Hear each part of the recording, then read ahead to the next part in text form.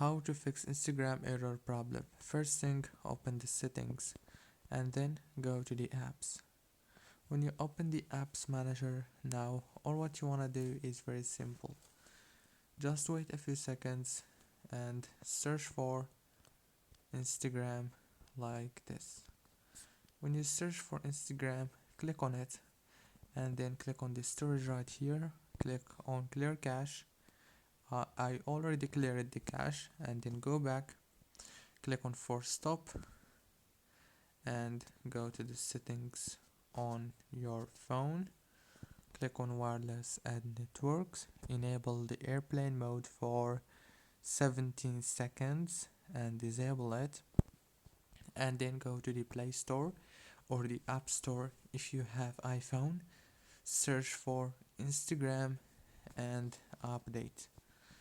So that's it. Don't forget to like, subscribe.